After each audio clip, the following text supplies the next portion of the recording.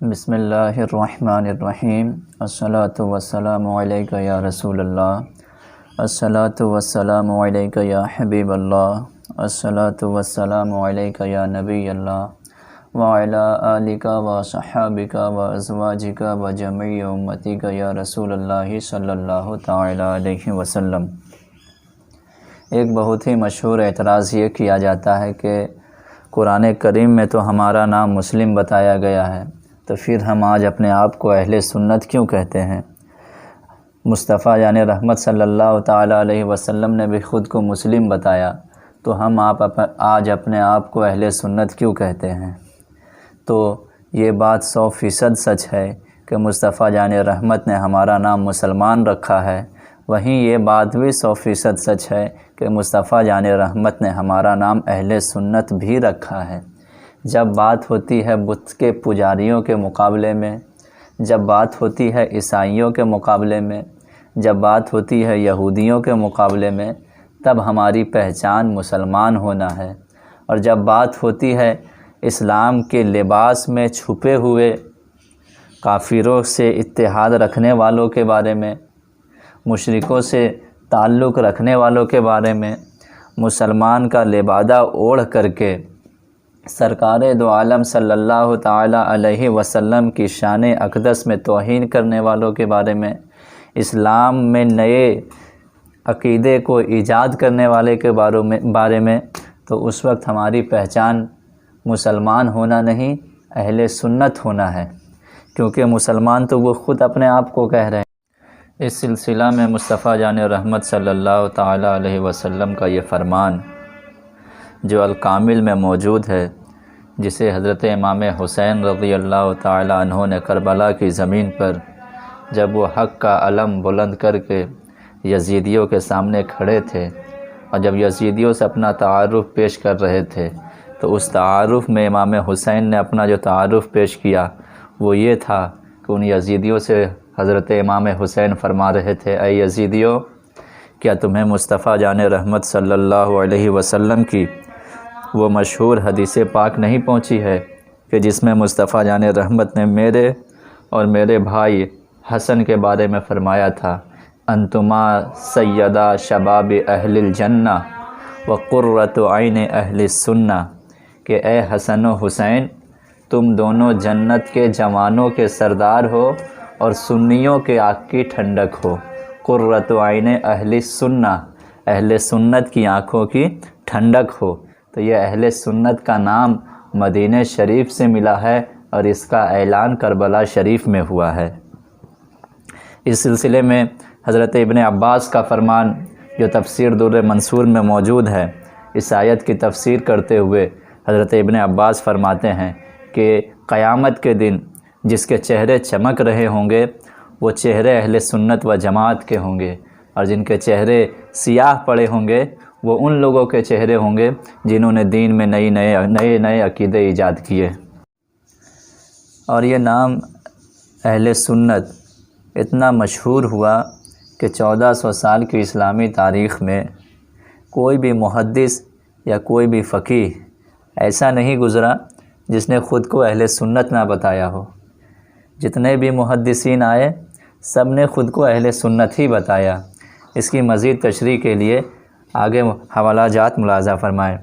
کتاب الملل والنحل یہ اسلامی فتنوں کے حدوث کے بارے میں لکھی گئی کہ کون سا فرقہ کب وجود میں آیا۔ اس کتاب میں حدیث شریف ذکر کرتے ہیں کہ جب رسول اللہ صلی اللہ تعالی علیہ وسلم نے فرمایا کہ آگے ایسے ایسے فتنے آنے والے ہیں، تو صحابہ نے پوچھا یا رسول اللہ من الناجیہ، تو ان میں نجات پانے والی جماعت کون سی ہوگی؟ تو سرکار علیہ الصلوۃ والسلام فرماتے ہیں قال اہل السنت والجماعہ، کہ جو جماعت نجات پائے گی عقیدے کی بنیاد پر وہ اہل سنت و جماعت ہوگی۔ یعنی اس کا مطلب یہ نہیں کہ جو سنی ہے تو پھر وہ خوش ہو جائے کہ ہم تو جنتی ہیں ہی ہیں، کیونکہ مصطفیٰ جان رحمت نے فرمایا کہ اہل سنت نجات پانے والی ہے۔ تو اس کا مطلب یہ ہے کہ عقیدے کی بنیاد پر جو جماعت بچے گی وہ اہل سنت ہوگی۔ اور پھر رہا عمل کا معاملہ کہ کسی کے عمل خراب ہیں تو اگر خدا کی مشیت ہوئی تو وہ اس بد عملی کی وجہ سے جہنم میں جائے گا، لیکن جہنم میں جب اپنی سزا پوری ہو جائے گی تو پھر اللہ تعالیٰ اسے جہنم سے نکال کے جنت میں ڈال دے گا آخر میں، اور ہو سکتا ہے کہ سرکار کی شفاعت سے بنا جہنم میں جا ہی جنت میں چلا جائے، یا اللہ تعالیٰ اپنے لطف و کرم سے اسے معاف فرما دے۔ لیکن عقیدے کی بنیاد پہ جو جنتی ہوگا اس جماعت کا نام اہل سنت و جماعت ہے۔ اسی کو اور تشریح کے ساتھ نصر بن محمد سمرقندی حنفی اپنی کی مشہور کتاب تنبیہ الغافلین میں اس حدیث پاک کو ذکر کرتے ہیں کہ جب صحابہ نے پوچھا تھا یا رسول اللہ ما ھذہ الواحدہ، وہ ایک جماعت جس کے بارے میں آپ بات کر رہے ہیں وہ کون سی جماعت ہے؟ قال اہل السنت والجماعہ، تو رسول اللہ صلی اللہ علیہ وسلم نے فرمایا کہ وہ جماعت اہل سنت و جماعت ہے۔ غوث پاک کی طرف منسوب کتاب غنیۃ الطالبین میں غوث اعظم بیان فرماتے ہیں کہ وَأَمَّا الْفِرْقَةُ النَّاجِيَةُ فَهِيَ أَهْلُ السُّنَّةِ وَالْجَمَاعَةِ، کہ رہی وہ بات کہ ان فرقوں میں نجات پانے والا کون ہے، تو وہ اہل سنت و جماعت ہے۔ غوث اعظم آج کے نہیں، یہ بریلی کے بھی نہیں ہیں، یہ غوث اعظم وہ بزرگ ہیں جس کو دیوبندی، اہل حدیث، سنی ہر کوئی مانتا ہے۔ تو غوث اعظم اپنی کتاب میں فرماتے ہیں کہ نجات پانے والی جماعت ایک جماعت ہے اور اس جماعت کا نام اہل سنت و جماعت ہے۔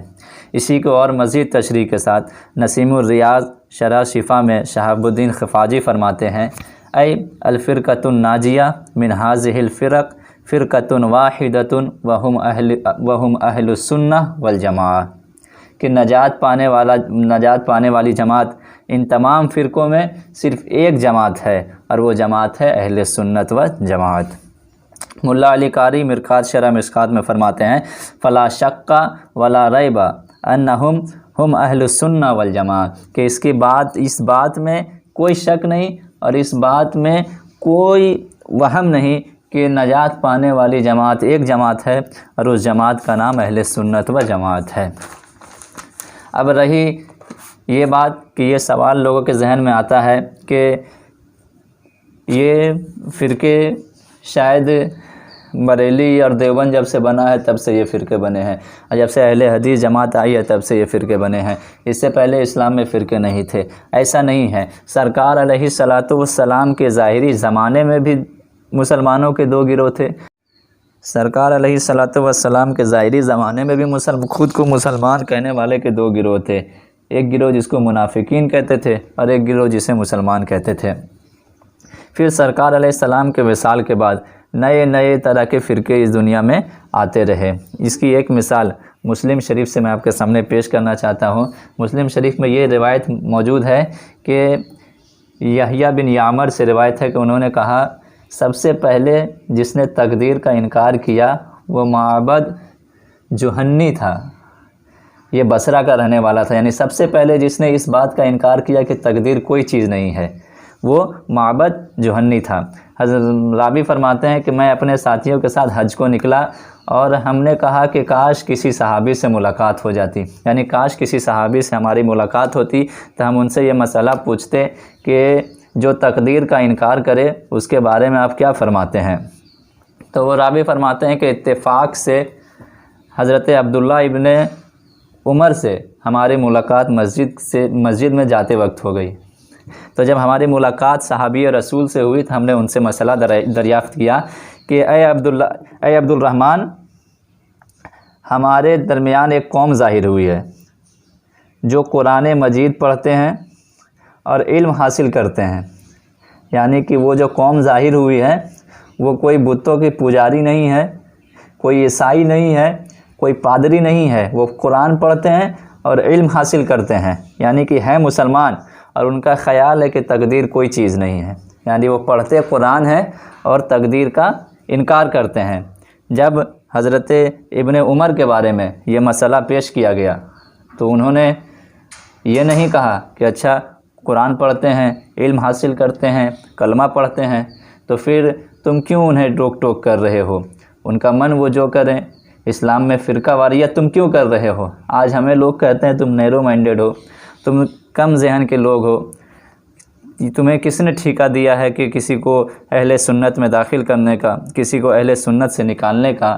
تو ہم کہتے ہیں ہاں یہ بات سچ ہے، ہمیں کسی نے ٹھیکہ نہیں دیا کہ ہم کسی کو اہل سنت میں داخل کریں، کسی کو اہل سنت سے نکالیں، لیکن جو حد اللہ اور اس کے رسول نے بتائی ہے ہم بس اعلان کرتے ہیں کہ یہ ڈیڈ لائن ہے، اس کے آگے کراس نہ کرنا، اس کے آگے جو کراس کرے گا وہ اہل سنت سے نکل جائے گا، اور ہمارا کام ہے کہ یہ بتانا کہ اس نے ڈیڈ لائن کراس کر دی ہے۔ ہمارا کام یہ نہیں ہے کہ کسی کو زبردستی ہم دھکے مار کے اس لائن سے نکالیں۔ تو جب حضرت ابن عمر کے پاس یہ مسئلہ پیش ہوا تو سنیے حضرت عمر کیا فرماتے ہیں۔ حضرت عمر نے جواب دیا کہ سنو، جب تم ان سے جا کے ملنا جن لوگوں نے تقدیر کا انکار کیا ہے تو ان سے کہنا انی بریء منہم، کہ میں ان سے بری ہوں، نہ ان کا مجھ سے کوئی تعلق ہے نہ میرا ان سے کوئی تعلق ہے، وہ مجھ سے بری ہے اور میں ان سے بری ہوں، اور خدا کی قسم اگر ان کے کسی کے پاس پہاڑ برابر بھی سونا ہو اور اس سونے کو وہ خدا کی راہ میں خرچ کریں تو اللہ تعالیٰ تب تک ان کے صدقے کو قبول نہیں کرے گا جب تک وہ تقدیر پر ایمان نہیں لاتے۔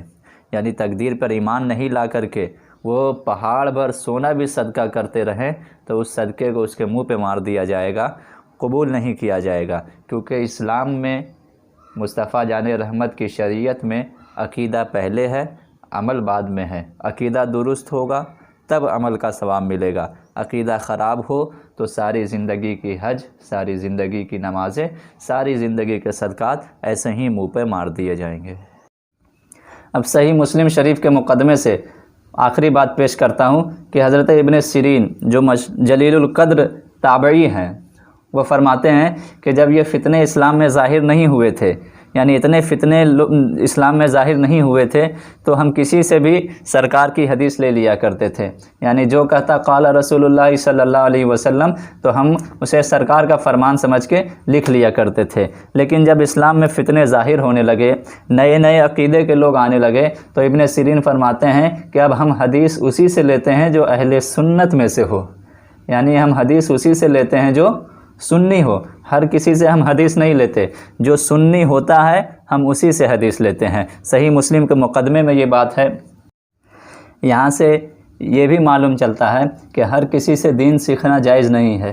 ہر کسی سے دین کی بات لینا جائز نہیں ہے، کیونکہ عام انسان وہ تو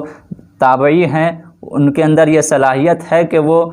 غلط کو صحیح سے امتیاز کر لیں، لیکن پھر بھی وہ فرماتے ہیں کہ جب کوئی سنی بیان کرتا ہے تبھی ہم حدیث اس سے لکھتے ہیں، اگر کوئی غیر سنی یعنی کہ نئے عقیدے والا بیان کرے تو اس سے ہم حدیث نہیں لکھتے ہیں۔ تو اس فرمان کو سامنے رکھتے ہوئے آج کے لوگوں کو تھوڑا غور کرنا چاہیے کہ وہ کس سے دین سیکھ رہے ہیں، کس سے وہ دین کا علم حاصل کر رہے ہیں۔ انہیں تو کچھ علم بھی نہیں ہے، جو اگلا بتائے گا وہ اسے سچ سمجھ لیں گے۔ لہٰذا کسی سے بھی علم دین سیکھنے سے پہلے، خاص کے علم دین سیکھنے سے پہلے یہ اچھے سے تحقیق کر لینی چاہیے کہ یہ بندہ ہے کس عقیدے کا،